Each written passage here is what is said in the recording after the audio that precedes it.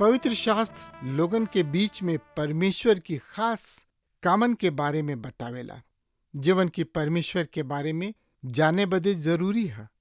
जिंदगी की राह का यह उद्देश्य है कि आप सबन के परमेश्वर की मार्ग में आगे बढ़े में मदद करे और जिंदगी का मार्गदर्शन करे। कृपा करके देखी सुनी ताकि परमेश्वर आपकी जिंदगी का मार्गदर्शक ठहरे। गाँव के भैया और बहिनी आई प्रभु के गुण गाई। गाँव के भैया और बहिनी आई प्रभु के गुण गाई। प्रभु महान बाड़न जग के रचैया, प्रभु महान बाड़न जग के रचैया। गाँव के भैया और बहिनी आई प्रभु के गुण गाई। गाँव के भैया और बहिनी आई प्रभु के गुण गाई।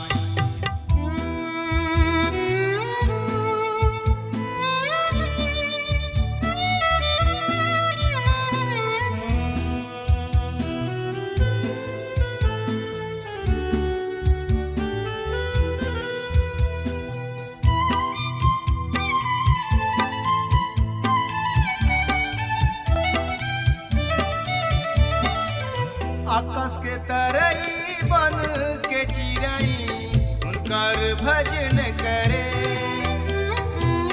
भूमि नदिया और चटनवा जोर से थपरी पीटे। हमर मसीही फिरीत आई, प्रभु चरण के सट जाई। प्रभु महान बाड़न जग के रचैया, प्रभु महान बाड़न जग के रचैया। गाँव के भैया और बहिनी आई प्रभु के गुण गाई।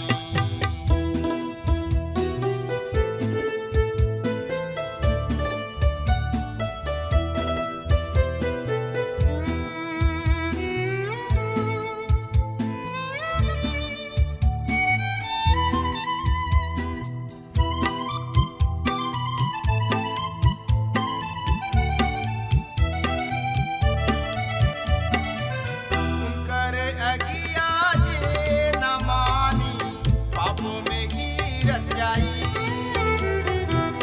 नरक के राजा सैतानवा उनके में वास करी।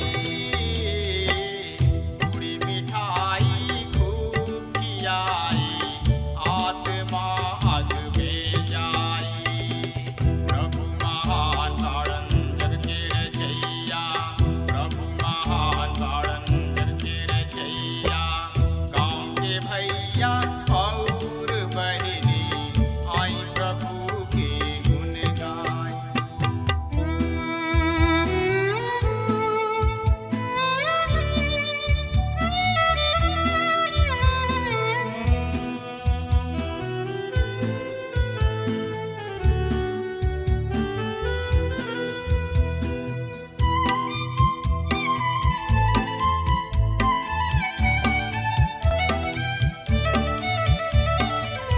हम तो गवैया प्रभु कथन के पाहुर देवे यनी। संगी मसीही प्रभु पोथी से शैतान के दूर करी। जीवन आशीष रौरा पवनी उहे बाड़ाए सबके बानी। प्रिय श्रोता मित्र भाई बहन, पिछला संदेश में हमनी के देखले रही जा झूठ शिक्षक बड़ आकर्षक आदमी होले। ओमे दूसरा के प्रभावित करे के क्षमता होला और उनकर संसारिक आकर्षक लोगन के खींचता, पर ऊ परमेश्वर के वचन के द्वारा परखल जा सकता, काहे कि पवित्र हमनी के शिक्षक और मार्गदर्शन होके खातिर हमनी के साथ बाणे। मित्र, तो आई और जानकारी खातिर रुआ अपन पवित्र शास्त्र बाइबल हमरा संगे निकाल ली।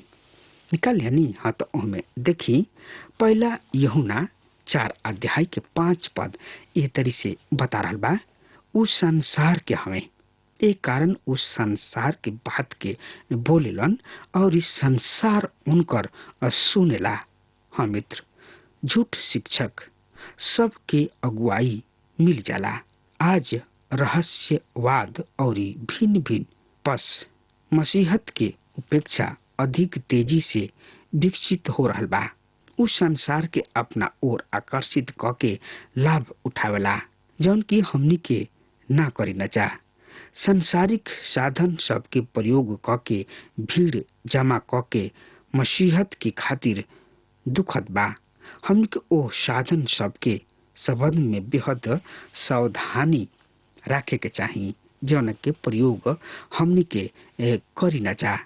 अगर उस संसारिक साधन है तो परमेश्वर उन्हें कतई आशीषित ना करी हैं। हमनी के ई निश्चित करे के जरूरी बा कि परमेश्वर के वचन पहुंचावल जाओ। ये बात के परवाह ना करे के चाहिए कि हजारों लोग रुआ कलिसिया में आवे। ये महत्वपूर्ण बात नहीं खे। महत्वपूर्ण बात ई बा कि हमनी के दिहल गुल संदेश के ध्यान रखी। का परमेश्वर के वचन लोगन के पहुंचावल गोल बा? का ई आत्मा के सामर्थ्य द्वारा दिहल गोल बा, ताकि परमेश्वर के आत्मा इनका के ग्रहण करे और एकर प्रयोग कर सके। सवाल ई बा, का परमेश्वर के वचन रुआ कलिसिया के द्वारा पहुंचावल जा रहल बा?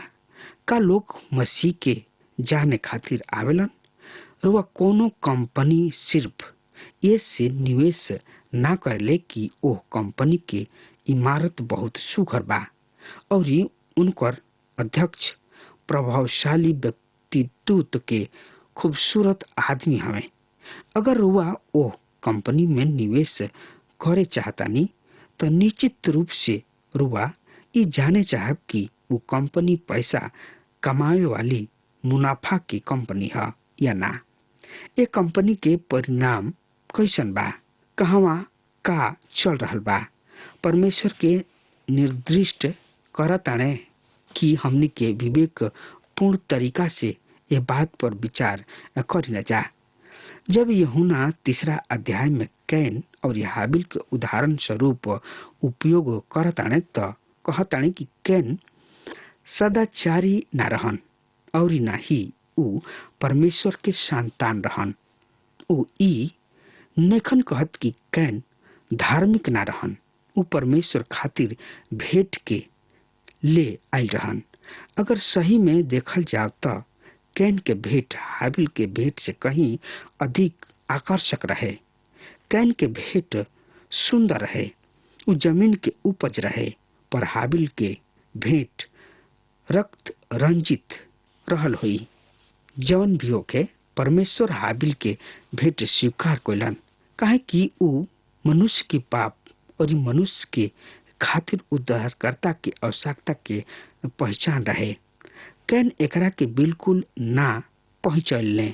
मनुष्य खुद पर भरोसा करताने, परमेश्वर पर भरोसा ना करत रहन। यूहन्ना ई बिल्कुल स्पष्ट कर देताने कि प्रभु यीशु मसीह ही ऊ हमें जेकर दावा ऊ कइलन और इहे ऊ बात बा जौन की ई निश्चित करला कि कोनो शिक्षा सही बा या गलत। पहला यूहन्ना 4 अध्याय के 6 पद ए तरी से बता रहल बा। सुनी ध्यान से, हम ए पद के रोज सामने पढ़े जा रहल बनी। हम परमेश्वर के हई, जौन की परमेश्वर के जानेलन ऊ हमार सुनेलन, जौन की परमेश्वर के ना जानेलन ऊ हमार ना सुनेलन।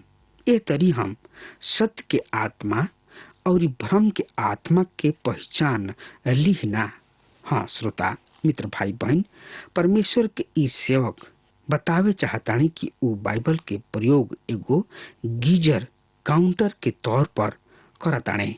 गीजर काउंटर ऊ उपकरण बा जौन की ई बतावेला कि धरती में और पहाड़ सब में यूरेनियम बा या ना। परमेश्वर के ई सेवक ए गीजर काउंटर अर्थात बाइबल के प्रयोग विश्वासी सब के मंडली में करलन और ई बतावे चाहलन कि परमेश्वर के संतान हमेशा उनकर प्रतिक्रमा व्यक्त करताने। एगो सेवक के तौर पर ई हमार विश्वास बा और यह विश्वास हमनी के अब बा जब हम एक किताब के लिखल रहल बानी। परमेश्वर के लोग सुने जा रहल बाने और हमरा मित्र हम ई उम्मीद नहीं करत कि कोनो दूसर भीड़ एकरा के सुने। अगर एकरा के सुने नहीं के चाहत त उन्हें सिर्फ उतना करे के बा कि यह किताब के बंद कर द। मसीही सेवकाई उनकर सहायता पर निर्भर नहीं करत। परमेश्वर के लोग के परमेश्वर के कार्य सब में सहायता करे के बा। वाचा के बक्सा इस्राएली याजक सब के कंधा पर ही उठावल जात रहे। वाचा मसीह के इंगित करता और अगर हमनी के ओ संसार के बदले के बाद त सेवकाई के सबसे महान प्रेरणा ये बात के जान लेवे के बा कि परमेश्वर के लोग राउर बात सुनी है। चुनल गोइल सदा धोखा ना खाई। प्रभु यीशु मसीह कहले कि चुनल लोगन के धोखा दिहल संभव नहीं खे। यूहन्ना ई बढ़िया तरी जानत रहन कि प्रभु यीशु मसीह के रहन। उ कहताणे यूहन्ना 1 अध्याय के 14 पद ए तरी से बता रहल बा, और ये वचन देहधारी भइल और अनुग्रह और सच्चाई से भरपूर होके हमनी के बीच में डेरा कइलन और हम उनकर ऐसन महिमा देखनी जैसे कि पिता के इकलौता के महिमा। मित्र तत्पश्चात जिंदगी पावा। प्रभु यीशु मसीह के नाम से जिंदगी पावा। यूहन्ना 20 अध्याय के 30 से 31 पद ए तरी से बखान कर रहल बा।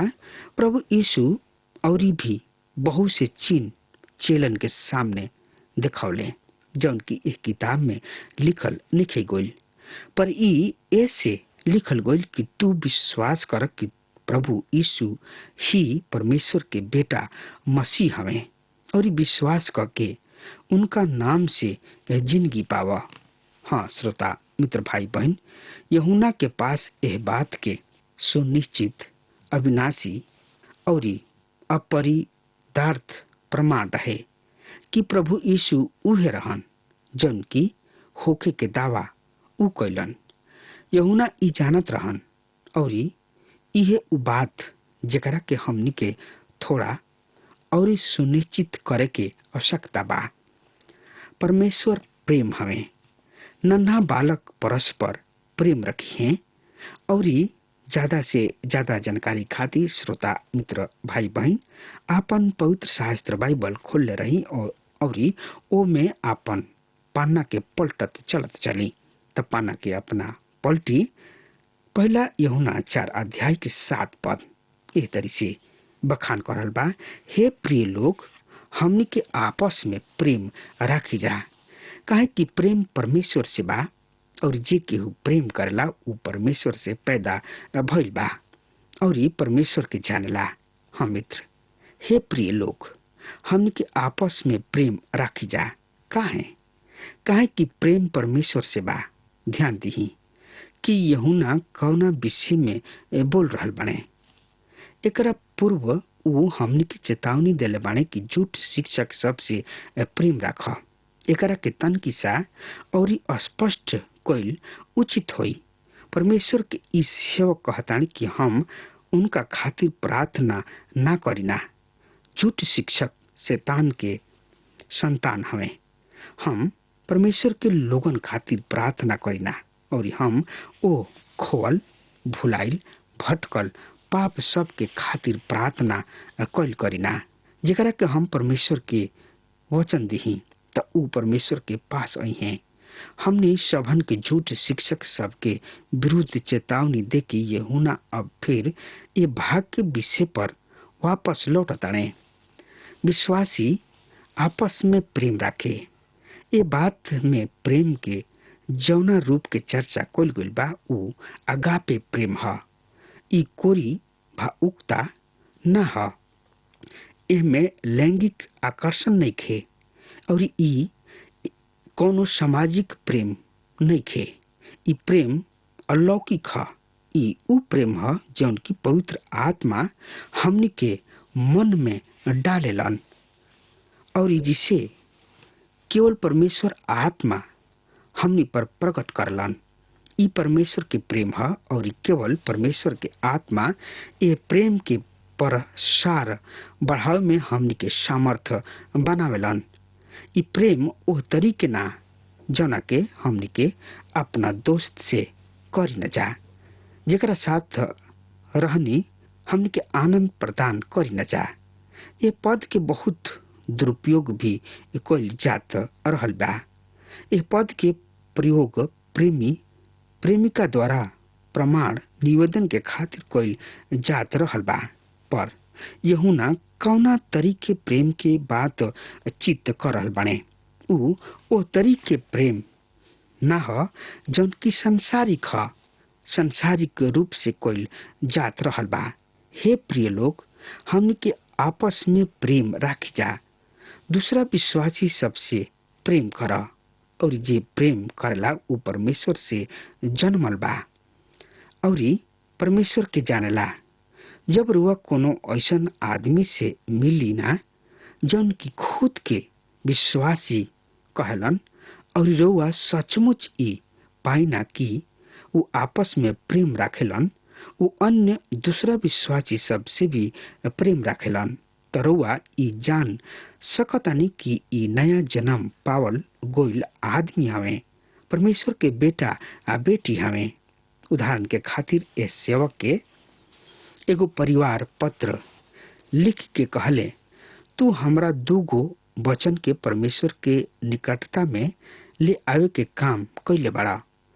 इस सेवक के प्रति उनकर ई प्रेम एह बात के गवाही देता कि उ नया जन्म प्राप्त परमेश्वर के संतान हवे।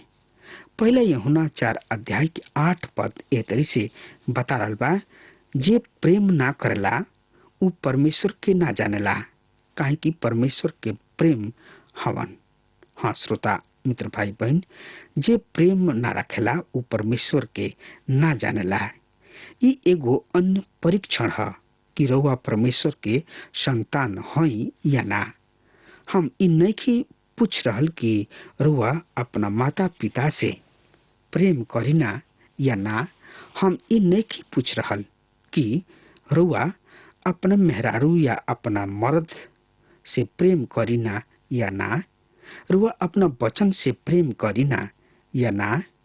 रउआ अपना अन्य रिश्तेदार दोस्त संबंधी से प्रेम करी ना या ना। पर हम जौन रुआ से पूछ रहल बानी उ ई ह, का रुआ दूसरा विश्वासी सबसे प्रेम राखी ना।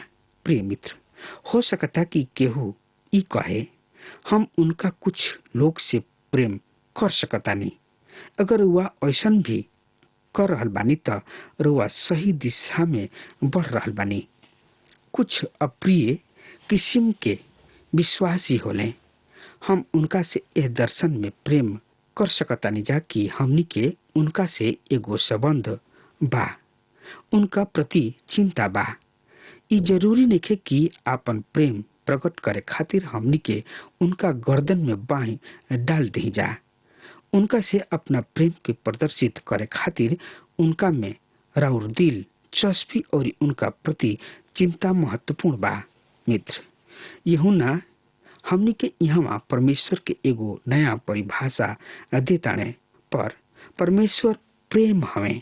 हमनी के ए छोट किताब में परमेश्वर के 3 महान परिभाषा पाई न जा। पहिल का ह, परमेश्वर ज्योति हवे। पहला यूहन्ना 1 अध्याय 5 पद और इहे अध्याय 1 पद से अध्याय 2 पद 2 तक के विषय है। दूसर का ह, परमेश्वर प्रेम हमें। पहला यूहन्ना 4 अध्याय 18 से 16 यह पत्री के सबसे महत्वपूर्ण भाग अध्याय 2-3 से अध्याय 4 से 21 तक के विषय है। और तीसर कहा परमेश्वर जिंदगी हमें ये 5वां अध्याय के विषय है। यूहन्ना हमनी के ये 3 महत्वपूर्ण परिभाषा प्रदान करताड़े और ये परिभाषा ये अद्भुत पत्री के महत्वपूर्ण भाग के संगठित करता। यूहन्ना यहाँ और फिर 16वां पद में कहताड़े परमेश्वर प्रेम हमें। बाइबल ई प्रकट करता कि परमेश्वर प्रेम हमें। पहला यूहन्ना 4 अध्याय के 9 पद एह तरी से बता रहल बा, जौन प्रेम परमेश्वर हमनी से राखेलन उ एकरा से प्रकट भइल कि परमेश्वर अपना एकलौता बेटा के जगत में भेजले बाणे कि हम उनका द्वारा जिंदगी पाई। परमेश्वर रुआ से ऐसन प्रेम कर सकताणे। रुआ उ प्रेम प्रकृति में ना पाई, पर रुआ रक्त रंजित दांत और तीक्ष्ण पंजा जौन की प्रकृति हमनी पर प्रकट कर ले। परमेश्वर के प्रेम कलवरी में पाई न जा। यह उ स्थान है जहाँ हमनी के पाई न जा कि परमेश्वर के प्रेम प्रकट भइल बा। उ एकरा से प्रकट भइल कि परमेश्वर आपन एकलौता बेटा के जगत में भेजले कि हमनी के उनका द्वारा जिंदगी पाई जा। परमेश्वर आपन प्रेम सिद्ध कर चुकल बाणे। उ आपन प्राण हमनी खातिर दे दिहले और ई उनकर प्रेम के प्रमाण है। पौलुस कहताणे रोमियो 5 अध्याय के 7 में कोनो धर्मी जन के खातिर केहू मरे ई तो दुर्भाग्य बा, पर हो सकता कोनो भला आदमी खातिर कोनो मरे के भी साहस करे। हाँ श्रोता मित्र भाई बहन, हमने की जानत कि रोवा किने ऐसन केहू बा या ना जौन की रुआ खातिर आपन प्राण दे सके। ऐसा आदमी के खोजल एगो समस्या बा, पर परमेश्वर अपना एकलौता बेटा हमनी के खातिर मरे के भेज दिले। दूसरा शब्द में कहल जाए श्रोता मित्र भाई बहन, परमेश्वर अपना एकलौता बेटा हमनी के खातिर मरे भेजे के आपन प्रेम साकित कर दिले। उ अपना बेटा के हमनी खातिर मारे भेज दिले। परमेश्वर हमनी से तब प्रेम करलन जब हमनी के पापी ही रह जा। रोमियो 5 अध्याय की 6 पद काहे कि जब हमनी के दुर्बल रह जा तो मसीह ठीक समय पर भक्तिहीन सब के खातिर मुअले। हाँ मित्र, परमेश्वर हमनी से प्रेम करलन। रोमियो 5 अध्याय के 8 पद पर परमेश्वर हमनी पर अपना प्रेम के भलाई यह रीति से प्रकट करले कि जब हमनी के पापी ही रह जा तबे मसीह हमनी खातिर मुअले। हाँ मित्र, प्रेम के व्याख्या उनका में ही पावल जाला, हमनी में ना। काहे कि हमनी के प्रेम ही नहीं जा। परमेश्वर अपना इकलौता बेटा के जगत में भेज दिले। जब प्रभु यीशु मसीह इकलौता बेटा कहले त एकर अर्थ कि पिता के साथ उनकर एगो विशिष्ट संबंध बा। उ रचल नेखन गोइल। परमेश्वर अपना रचल गोइल स्वर्गदूत सब के बेटा कहले और उ मसीह पर विश्वास राखे वाला के परमेश्वर बेटा कहले। उ मसीह के आपन एकलौता बेटा कहले। ई जानल रोचक होई कि इसहाक के खातिर भी इहे कहल गइल बा। इब्रानी 11 अध्याय के 17 और 18 पद, विश्वास ही अब्राहम परखल गोला के समय में इसहाक के बलिदान चढ़ौले और जे प्रतिज्ञा सबके सच मन रहन और जेकर से ई कहल गोल रहे इसहाक से तोहार वंश कहलई है, उहे अपना इकलौता बेटा के चढ़ावे लगले। हाँ श्रोता मित्र भाई बहन, ओ समय अब्राहम के पास पहले से ही बेटा इस्माइल रहन और बाद में उनका अन्य बेटा भी भइल। अब्राहम के वैसा ही बेटा रहन जैसे कि इसहाक पर इसहाक के उनकर इकलौता बेटा कहाँ गोलन काहे काहे कि ऊ विशिष्ट रहन। उनकर जन्म एगो चमत्कार रहे और अब्राहम के साथ उनकर विशिष्ट संबंध रहे जौन की अब्राहम के अपना अन्य बेटन के साथ रहे जौन की अब्राहम के अपना अन्य बेटन के साथ ना रहन। प्रभु यीशु मसीह अनादि अनंत पिता के अनादि अनंत बेटा हमें। हम अनादि अनंत बेटा के बिना अनादि अनंत पिता के नेखन पा सकत। परमेश्वर अब अर्थ में पिता ना जौना अर्थ में कोनो मनुष्य पिता होले। परमेश्वर आत्मा हमें। देखिए यूहन्ना रचित समाचार 4 अध्याय के 24 पद। प्रभु यीशु मसीह कहले ई एकलौता बेटा परमेश्वर के अनोखा बेटा हमें। परमेश्वर के अन्य पुत्र के रचना कइल गइल जैसे कि आदम और सब स्वर्गदूत या नया जन्म पाके उनकर बेटा बने जैसे कि विश्वासी जन हमें। पर प्रभु यीशु मसीह ही एकमात्र ऐसा बेटा हमें जौन की अद्वितीय हमें कि हमनी के उनका द्वारा जिंदगी पाई। हमनी के उनका द्वारा जिंदगी ऐसे पाई ना कि वो हमनी खातिर मुँहले। प्रभु यीशु मसीह की मृत्यु हमनी के जिंदगी प्रदान करी है। हाँ मित्र, अब हमार समय खत्म हो रहा बा। तब तक खातिर वो हमरा के आज्ञा दी। परमेश्वर के बहुत ही आशीष देस। आमीन। हमके विश्वास बा कि ई कार्यक्रम आप सब खातिर फायदेमंद सिद्ध भइल हुई। अगर आप सबके लगे बाइबल से चाहे आपकी निजी जिंदगी से कोनो सवाल होके चाहे कोनो समस्या खातिर प्रार्थना करावे चाहतनी तो हमारी फोन नंबर पर जरूर संपर्क करी और आज का दिन आप खातिर सुखद बनावे।